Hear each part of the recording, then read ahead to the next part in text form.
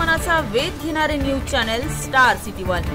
राज्यातील आणि देशातील राजकीय घडामोडी पाहण्यासाठी आणि इतरही बातम्या पाहण्यासाठी सबस्क्राइब करा स्टार सिटी वन।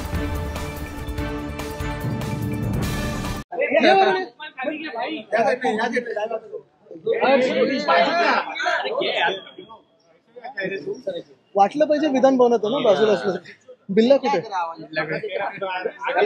चालू का? कुणाल कामराने ज्या प्रकारे कविता केली त्यानंतर मोठा वाद झाला, त्यांचं तोडफोड झाली, त्यानंतर गुन्हे सुद्धा दाखल झालेले आहेत, कसं बघायचं? नाही, एक प्रश्न असा आहे की मला वाईट ह्या गोष्टीचं वाटतं एकनाथ शिंदेबद्दल की त्यांच्याच काल कार्यकर्त्यांनी ठरवून दिलं की गद्दार आणि चोर म्हणजे एकनाथ शिंदेच। कारण काल तसं पाहिलं तर कुणाल कामरानी नाव कोणाचंही घेतलं नव्हतं, मिरची लागायचं काही कारण नव्हतं, पण हे जे कार्यकर्त्यांनी त्यांच्या टोळीने ठरवलं की अरे आपला बॉस गद्दार आहे। दुसरं म्हणजे एकनाथ शिंदेंचेच एक खासदार त्यांना साप म्हणून सांगतात, सापासारखं फणा काढतील, तुलना सापाबरोबर केली। एवढी नाचक्की मला वाटतं कधी झाली नव्हती याच्या आधी, ती झालेली आहे।